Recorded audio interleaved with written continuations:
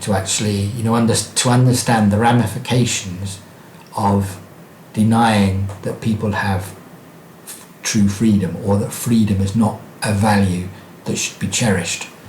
Because the implication is that those values, people, if you like, the elites are adopting that view, that's just a hangover from it's a post-Christian way of understanding the world, and so we need to understand that if the importance of maintaining the freedom of the will, and that it's a very, very important value, and then coming over to, well, how does that interface with the problem of evil in the world? Because evil, and I'm sure there might be unbelievers or people who've watched this, who the problem of evil, if you're a thinking person and a sensitive person, or you've ever watched somebody suffer or slowly die, or the presence of that evil in the world is one of the psychological stumbling blocks that you'll ever experience. It's got a very strong psychological thrust of that argument. If God is omnipotent, and if God is good, that surely is logically incompatible. Either God's too weak, or he's not really good. So it's a very strong. It's been such a stumbling block for people. I've had so many conversations where somebody might start and say, well, for whatever reason, I won't repeat what I've said, but it's a very strong stumbling block. But the bizarre, strange thing about it is that logically, you resolve that paradox by adding in the simple principle, the very simple statement that God has the principle of sufficient reason, that God has sufficient reason for allowing the evil in the world that he does. That's like a one sentence exposition and exegesis of the book of Job. Because in many ways, the message of the book of Job, I've heard so much people struggling so much with the book of Job for all sorts of reasons, because and the people who wanted to put the book of Job in the canon as well did struggle with it too. They added in some extra bits into the book of Job. There's an insertion of the speech of Elihu in trying to, and the Elihu speech is very much is like a modernized. The editors who were looking at that were trying to modernize the story slightly, but it's a bit of a clumsy insertion. You can tell it is, because he's not in the previous narrative, he's not in the narrative afterwards, and they've just sort of shoehorned it in there between when God answers for himself, and God's, in a sense, when he answers, he just basically says, Job, you don't really know what you're talking about, and said, I've got my purposes. Psychologically you still struggle because you want to know, I want to know, and it's like God was saying, well, were you there when I created the heavens and the earth, when I walked along that thing? If you are, let me know, Job, please. I want your opinion. I want to know, could I do? And it does say, Job just says, I put my hand over my mouth, I'm not going to say anything, I've been stupid, I apologise, because he was mad at all the evil that he'd suffered, because he did nothing in his life, and in his action, he was somebody that, in his understanding of what God wanted from him, he had gone, that the whole narrative paints the picture that Job was this guy that couldn't have done anything more to wanting to honour God and wanting to do that, and it says, you get the picture of Satan at the beginning, which is interesting, because the concept of Satan and Satan appearing as this person is this big issue in people who are, if you like, in Old Testament hermeneutics, where because we tend to think, looking at it from, say, a New Testament sort of like standpoint, this idea of Satan becoming synonymous with the devil, that they're the same person, whereas when you're looking in sort of like in some of those early parts of the Jewish books, in some sort of like traditions, people are saying, well, actually Satan was just the Satan and Lucifer as the same person, because you've got this Lucifer picture presented in Isaiah, and Lucifer, the son of the morning, light bringer, what the name means, and then the falling, and the idea is that he then became Satan and the devil. So but there's this sort of rather more nuanced view that I think it's associated with the Old Testament. I think Hauser. I think they're called Hauser.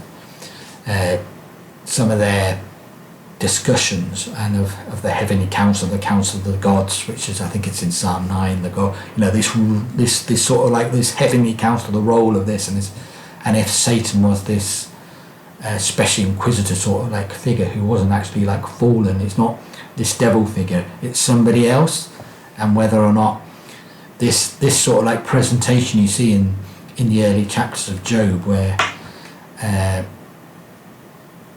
you've got this Satan figure, because in some ways that seems strange. So it's almost like an anachronism that people would have that, because this was the most ancient book of the Old Testament.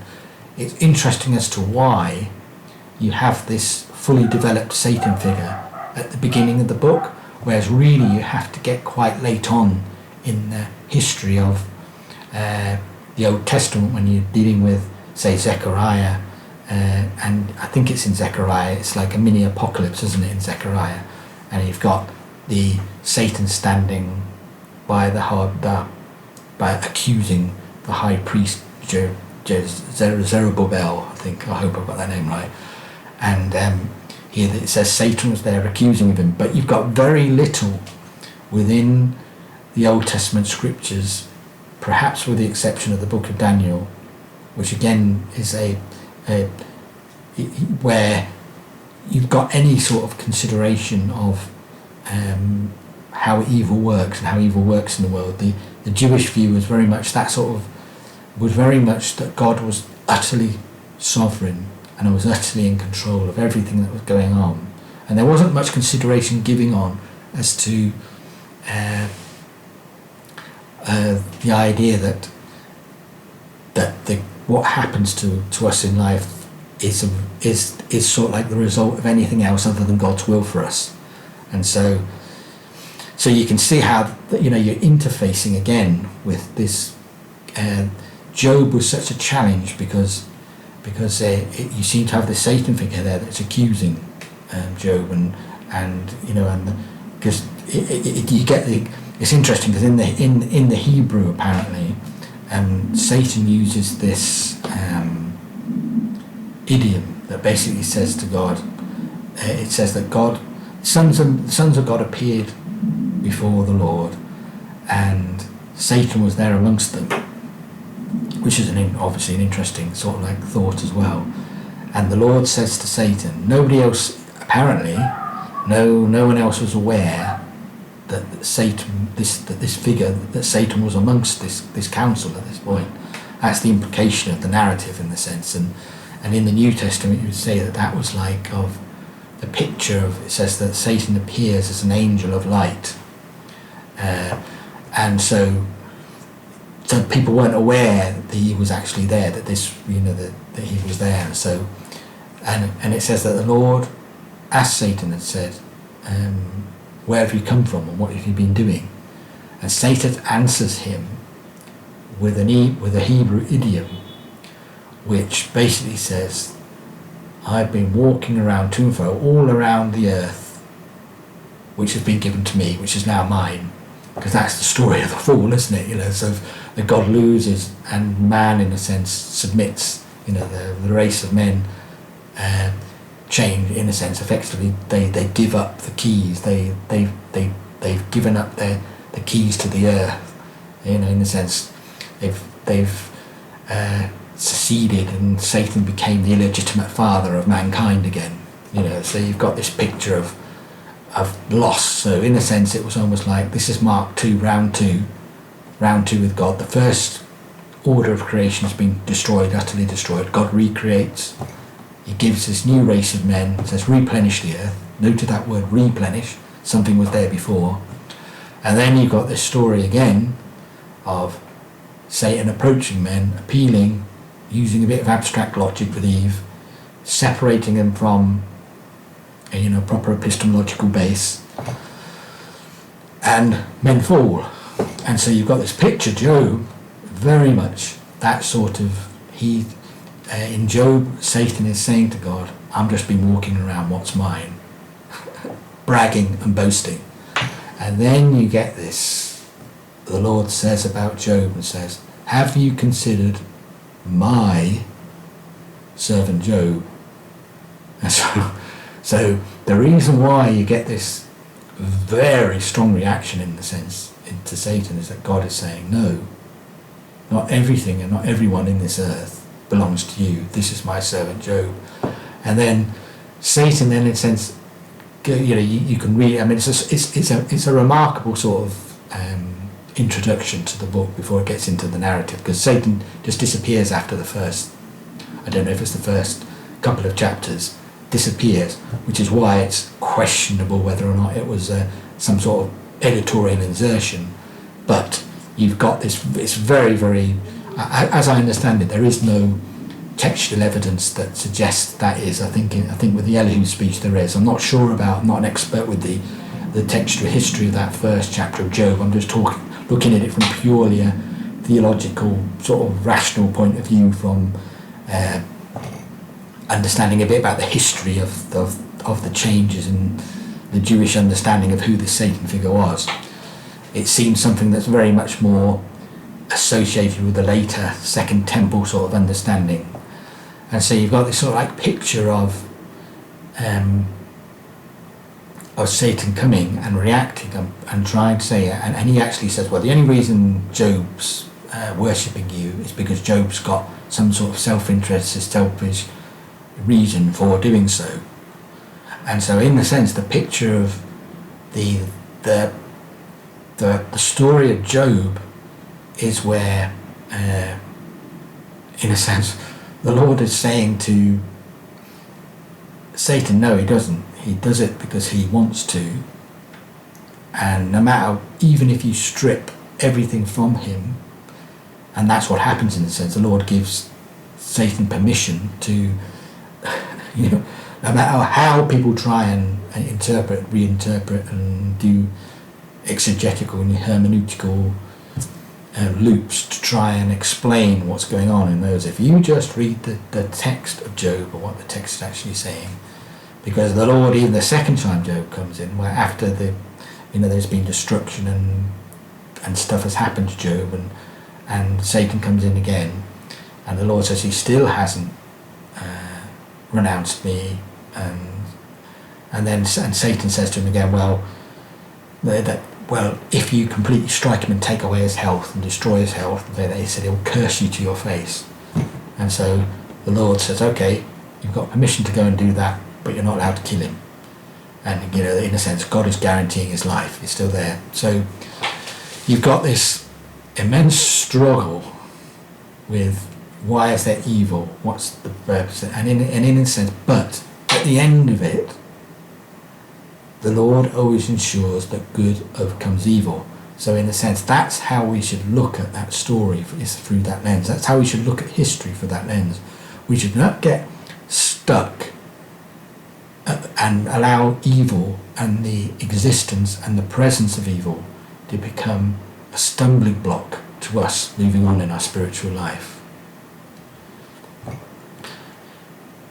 That's a great thought, to just pause there for the moment. Not to allow evil to become a stumbling block to us. So we, either philosophically or in our attitude to God, the response to the salvation message, our need for like a personal response to that message. So you can see that there's sort of like this idea, this issue of free will, interaction with evil, our response, the political implications of adopting a behaviourist view of life, a deterministic view of life, they're enormous. That's why these are really, really deep, intense, multi-layered, multifaceted issues. So even though I've managed to go on for sort of like a couple of hours, and bounced around all over the place. What I'm trying to say is that when you hear sort of like the issue of free will, if you study philosophy and you see the concept of free will, determinism, behaviorism, these sort of like terms, philosophy of psychology as a behaviorist school is based on a particular philosophy of man underneath. That's very strong deterministic view of man. And so that allows you to, that should reasonably send off all sorts of bells as to actually understand, all sorts of, you think, right, these are very important philosophical issues in here which have got practical implications of how they're worked out, which is something I feel very much should be the role and in the thought processes and in the methodology of the philosopher, is not just clarifying what you're doing, but actually understanding how is this hooked in to our political life and how we're living life and how our cultures and how our countries are living life. Okay, so I'm getting a bit hoarse here. So I'll definitely put some books which I think would be useful in the description. Definitely put Plank Thinkers, because it's a nice, short, sharp discussion of the issues.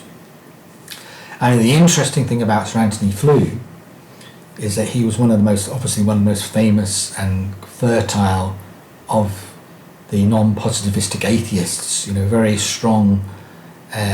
He was known for getting on the best on for 30, 40, maybe even 50 years of I think it was 50 years. I think he was known as a strong atheist. And in 2006, he changed his mind. He actually believed that the evidence was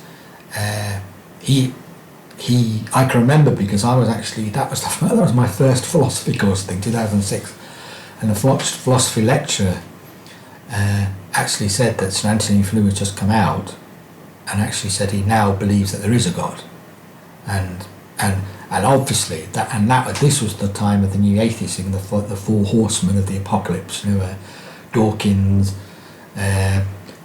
the new atheist movement. The four horsemen. I'm trying to think of their names there. It will come back to me there. But was it Dawkins, Dennett, and the other two guys there?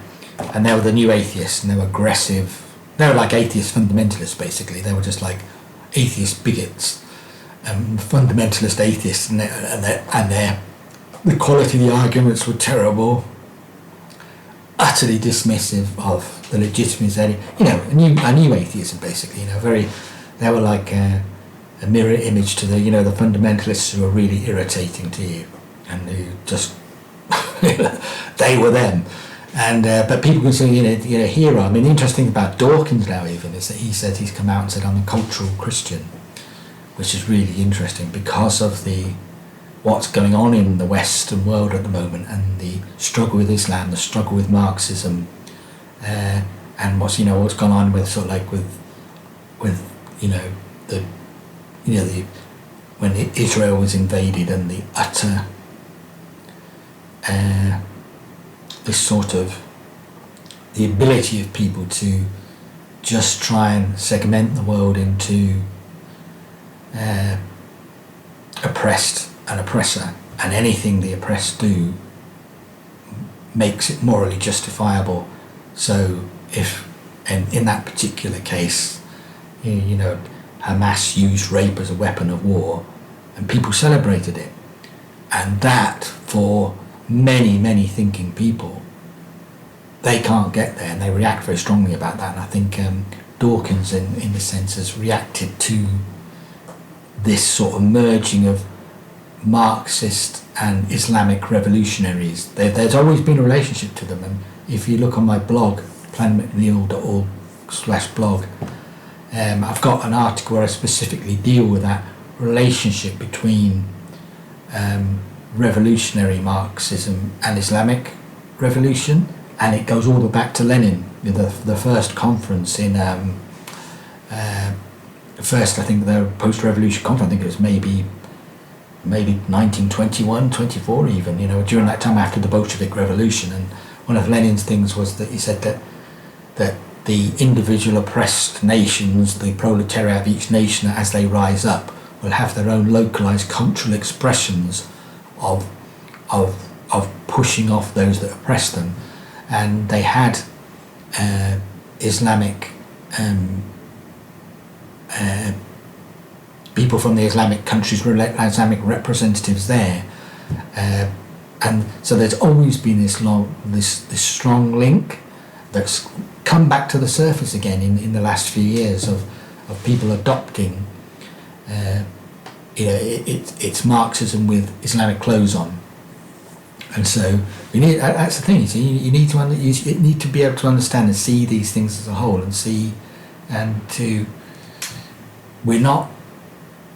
our philosophy should never be divorced from the practice and the implications of our views. That to me is one of the key things, one of the key the unwillingness or the practice of philosophers to just get, in a sense, be in the academic ivory tower and to understand how their philosophy and the ideas and their presumptions are now then going to feed into the rest of the culture around them. That it's so important that we're joined up in our thinking, that we just don't go into these little silos, and that we're always understanding the philosophy is not just about thinking and then about understanding life, but it's also about how is that going to affect our practice in life. Okay, so I think I've got another couple of hours of work to do today. So even though at the weekend I've got to do manual data entry. Can you believe it? Here we are in 2024 and I've still got to do copy and pasting for manual data entry, because there's just no way you can get around this problem in an automatic way without being super elaborate. So I'm having to do some extra work. But I hope this is valuable. I hope, even though I know it's slightly disjointed, I know it's all over the place, it goes into different areas. It's to do with free will, interaction of free will, philosophical determinism, the presence of evil, and then the implications of that, and how do we reconcile, in the sense, God being omnipotent, there being evil in the world, and so they're all important, interrelated issues. Okay, so God bless, have a good afternoon.